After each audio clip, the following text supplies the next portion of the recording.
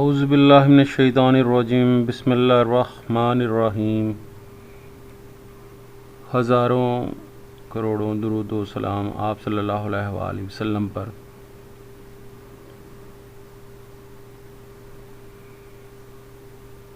आज हम नया सब्जेक्ट जो है, नया टॉपिक जो है वो शुरू करने जा रहे हैं।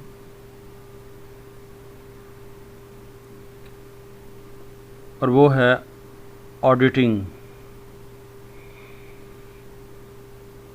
जिसके मुतल्लक़ आज हम उसकी ऑडिट की हिस्ट्री के बारे में, बैकग्राउंड के बारे में और इसकी डेफिनेशंस को डिस्कस करेंगे। इसका इंट्रोडक्शन जो है तो हम डिस्कस करेंगे। तो आप बुक के चैप्टर नंबर 1 में इंट्रोडक्शन ऑफ ऑडिटिंग,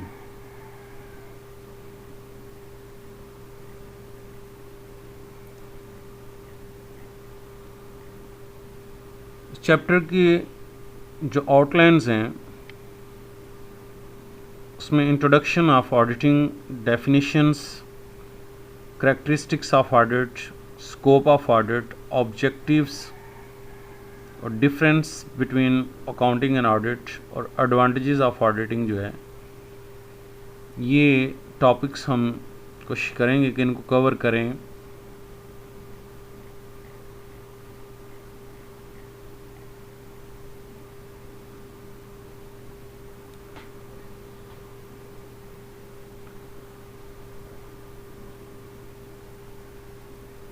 जिस तरह के क्लास में आपको मैं बता चुका हूँ कि ऑडिट क्या है। The word audit is derived from the Latin word audire, which means to hear. In the past, auditing was used in case of stewardship. For example, when one person holds the property of another person, then this type of relationship is called stewardship.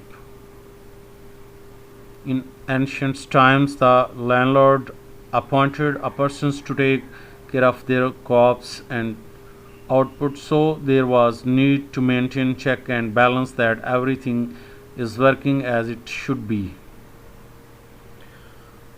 आपको मैं बता चुका हूँ कि British के अंदर जो landlords थे वो अपनी प्रॉपर्टी, अपनी लैंड्स, अपने फार्म हाउसेस की मैनेजमेंट के लिए जो अमला रखते थे वो स्टूवर्ड्स जो थे।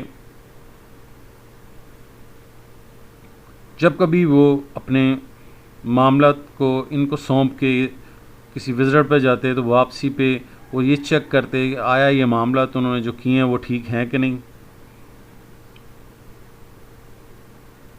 तो इसके लिए वो अगर कोई प्रॉब्लम होती तो वो अडहार करते, वो सुनते, हेयरिंग होती। और ये जो अडायर आज भी हमारे जो विलेजेस साइड के अंदर पंचायत बैठती है, अगर कोई प्रॉब्लम अराइज होती है दो फ्री कैन के दरमियान, तो पंचायत उन दोनों की बात को सुनते हैं और फिर जज करते हैं कि उनमें से जो है वो झूठा कौन है और सच्चा कौन है। तो ये पहले ज़बानी हुआ करता था, आज यही मामला जो है वो रिटन फॉर्म में होते हैं।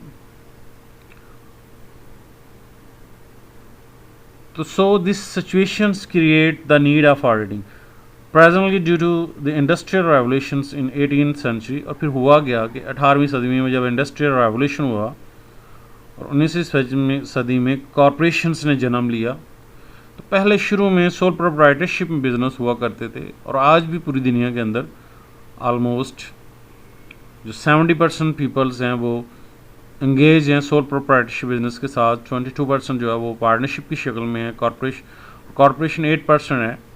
तो जब 19th सेंचुरी में सेपरेशन ऑफ ओनरशिप जो है वो मैनेजमेंट से लैदा हुई, तो सोल प्रोप्राइटरशिप में एक ही बंदा होता है, वही अपने कारोबार के मामलात को जानता है। तो वहाँ पे किसी किस्म का कोई प्रॉब्लम जो है वो राइज नहीं होती है। एम्बेजलमेंट के जो मिस अप्रोप्रिएशंस होती है या किसी भी किस्म के फ्रॉड के चांसेस जो हैं वो कम होते हैं, मामला जो है वो उलझे हुए नहीं होते।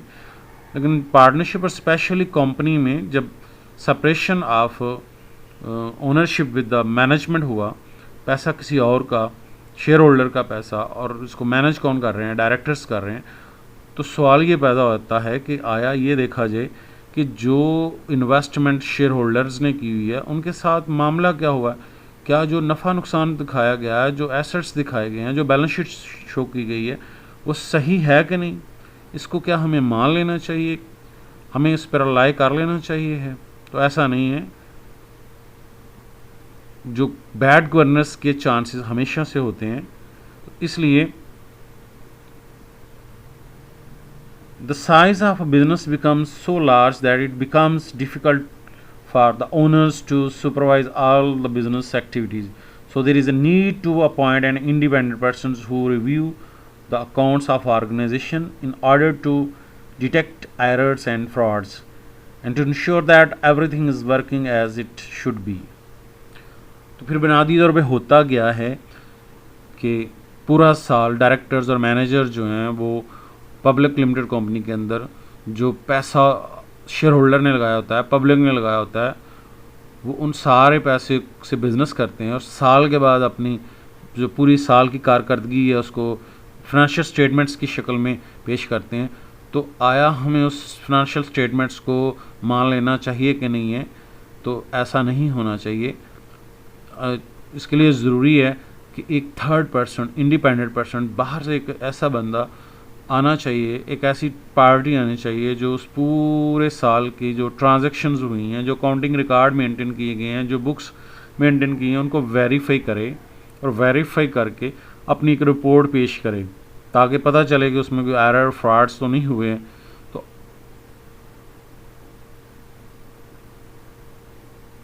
इस तरह से नीड ऑफ ऑडिट की क्यों ज़रूरत हुई? If more than one person is involved in a business, either in form of owners or as employees, then there is a possibility that misunderstanding or distrust arises. So it is necessary to maintain the relationship that independent persons should be appointed to give assurance to all stakeholders about the affairs of the business. So we can say that auditing is an examination of accounting records by an independent and qualified person in order to detect errors and frauds. तो business के अंदर auditing की क्या करती है? जांच पड़ताल करती है अकाउंटिंग के रिकॉर्ड्स को, और वो कौन करता है? एक आज़ाद मुख्तार आदमी, बंदा, पार्टी जो है वो आती है, क्वालिफाइड पर्सन होता है, और वो क्या करता है कि वो सारे मामलात को जांच पड़ताल करने के बाद जो गलतियां होती हैं, जो एरर्स होते हैं, जो फ्रॉड्स होते हैं, जो धोखाधड़ी होती है, उसको सामने लेके आता है ताकि ट्रू एंड फेयर पिक्चर जो है वो सामने आ सके।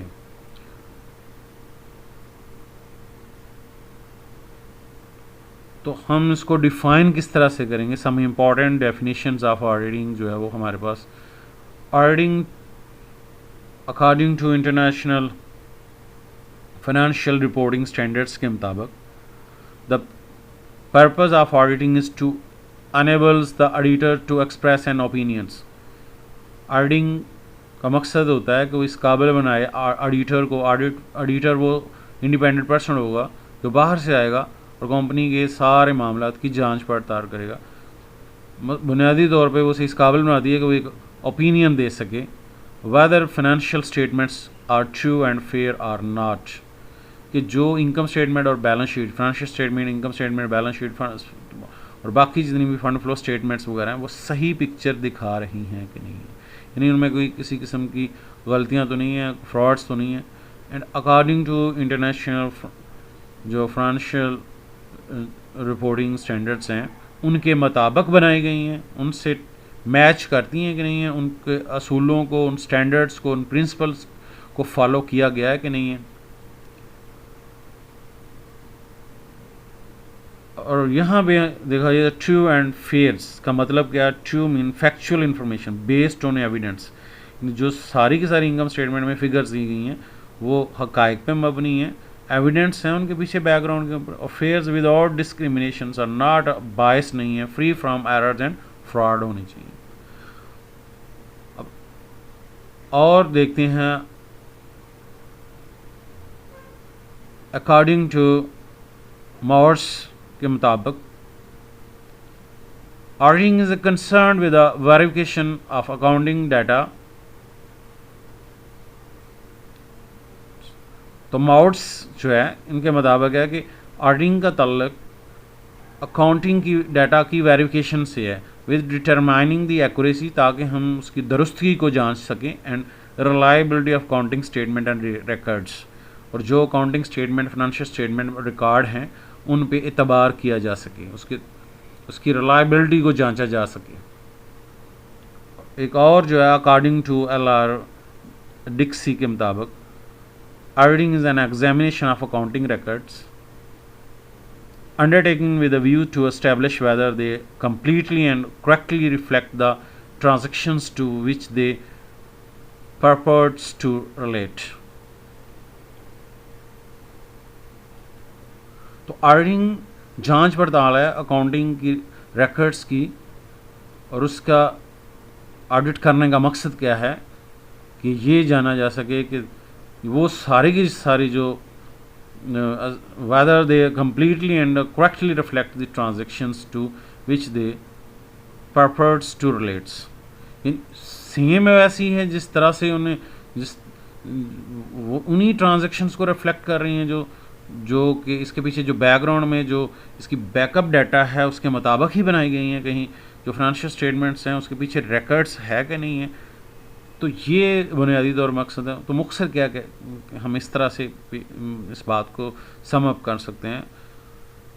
अकॉर्डिंग टू अनदर जो ऑथर्स है उनके मुताबिक, मोंटगोमरी के मुताबिक, auditing is an examination of a books of account by an independent persons to form an opinion whether the books of accounts, income statement and balance sheet, financial statement showing a true and fair picture or not।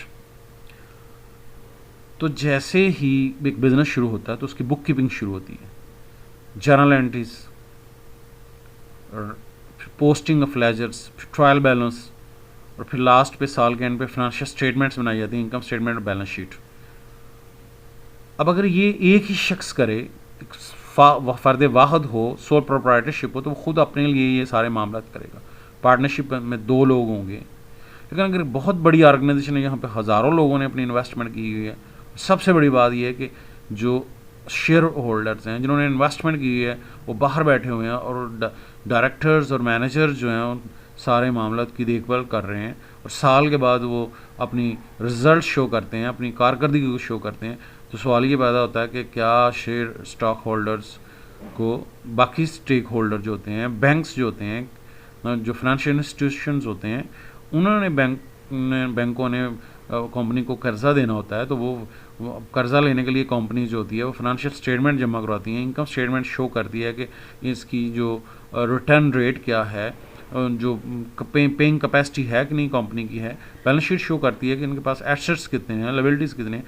तो आया bank को rely कर लेना चाहिए कि ये सारी जो इनकम स्टेटमेंट और बैलेंस शीट जो है वो ठीक है कि नहीं है। इसी तरह जो गवर्नमेंट है वो टैक्स इम्पोज करती है, तो कंपनी शो करती है कि हमने इतना पैसा कमाया, तो क्या उन्हें रिलाई कर लेना चाहिए? नहीं, ऐसा नहीं है।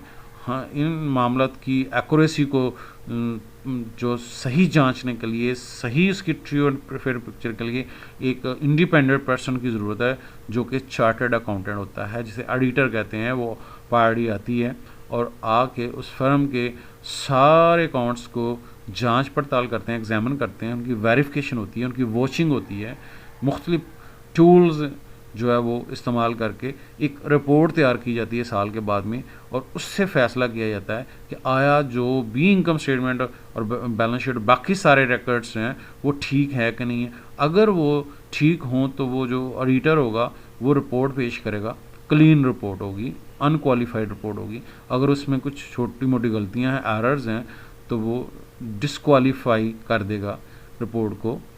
और उसमें ऑब्जेक्शनेबल रिपोर्ट होगी, और अगर बहुत बड़े फ्रॉड्स और एम्बेजलमेंट्स हुई हुई हैं तो उस सूरत में वो एडवर्स रिपोर्ट भी दे सकता है, उस सूरत में है। तो मुख्तसर हम कह सकते हैं कि इसमें तीन जो है वो बातें इसमें सामने आती हैं।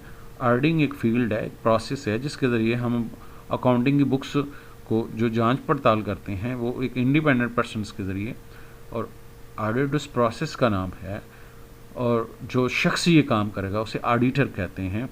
तो ये था कि ऑडिट क्या है, ऑडिट की डेफिनेशंस हमने डिस्कस की हैं। उम्मीद है कि आपको इस क्लियर हो गए।